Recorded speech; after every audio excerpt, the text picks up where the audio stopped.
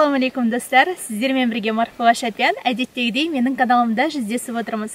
Біз Ұлытаудағы саяхатымызды ары қарай жалғастырудамыз. Дәл қазір осы Ұлытау өңірінің ең атақты көне ескерткіштерінің бірі Алашахан мазарына келіп тұрмыз. Артымнан өздеріңіз де көріп тұрсыздар. Осындай тамаша сәулет өнерінің бір құрылысын көріп тұрмыз. Жалпы Алашахан туралы халық ішінде аңыз оқиғалар өте көп екен. Соның ішінде ең жиі байланыстыратыны мына Алаш сөзінің осы Алашаханнан бастау алады. Алашахан кезінде қазақтың бір үлкен хандарының бірі болыпты делінеді. Енді былай қарай ішіне қарай кіріп көрейік.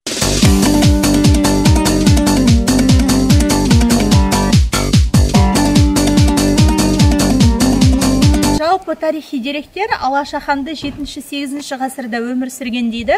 Бірақ мына артымыздағы ескерткіш оған 11 ғасырда салынған көрінеді.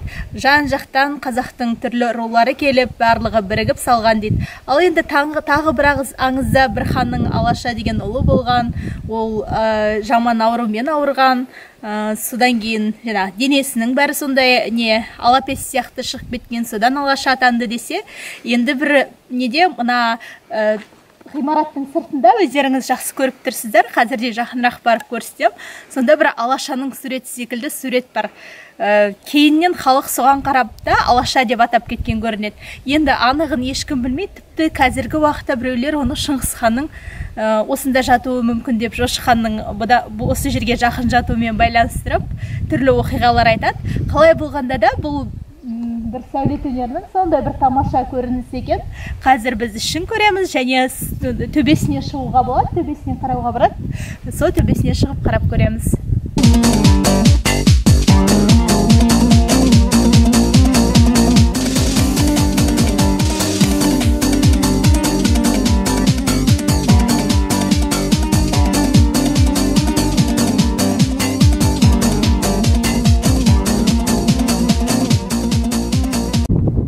Жанынан көріп тұрсыздар, Алашаның өзі осылайынан тұр.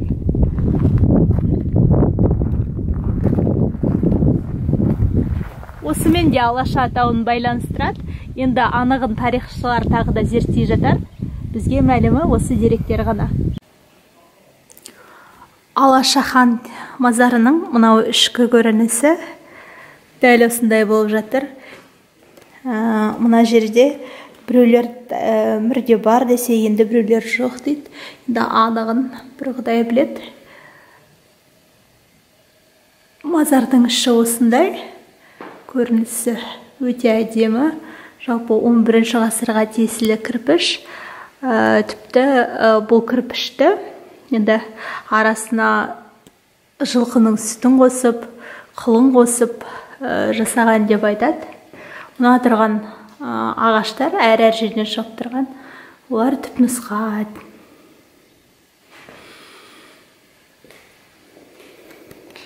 Деген нәрсе жоқ. Дәл осы жерден Алашахан кесенесінің күмбезіне шығамыз. Мына жерде жол бар екен көрсетілген. Қазір шығып көреміз. Давайте жүре беріңіздер. Мына жер өте тар екен, осындай шығуда оңай емес сияқты. Қазір тоқтаңыз. Ой, үстіңгі жағында осындай көрініс. Мына жерде кептерлер жатыр екен. Тіпті бізді елемейді да.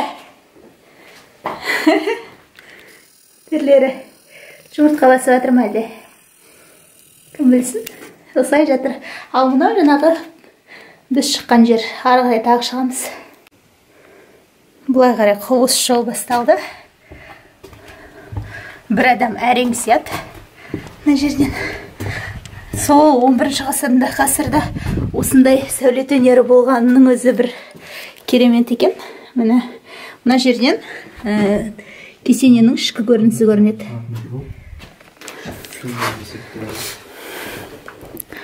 Сондай әдемі.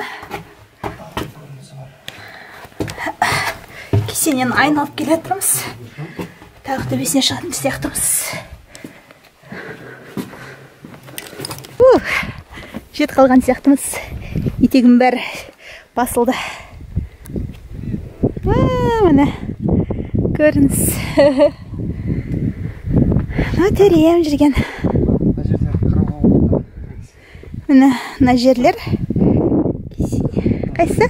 Ал шыққан мұны жылқының қылын қосқан деп айтады. Сүт қосқан деп, енді реставрация жасалған ғой, бірақ сол кезде. Мынау қалған е, содан беруге тырысқан ғой. Мен тағы да естідім мынандай мәселені. Мына қызыл кірпіштер кейін қойылған дейді. Мыналары ескілері бұрынғы сияқты. Және ең қызығы осы реставрация кезінде кейін қойылған кірпіштер мүжіліп жатыр деп. Ал бұрынғылар соғалпы дейді. Мына тұрған қабірлер жаңада көрсеттім. Қопа деп аталады екен. Ал анау ар жағында 4 құлақты көрініп тұр. Мына жағаға шығайын. Мына анығырақ көрінсе керек. Оны бұзау мазар дейтін көрінеді. Ал алыстан көрініп тұрған анау ауыл Сарыкеңгір немесе Малшыбай деп аталады екен. Тікелей Жезқазғанға қарайды. Бұл жер Жезқазғаннан шамамен 80 шақырым қашықтықта жатыр. Келіп көрем десеңіздер, жол деген сайрап жатыр. Міндетті түрде осы ескерткішті көріңіздер келіп.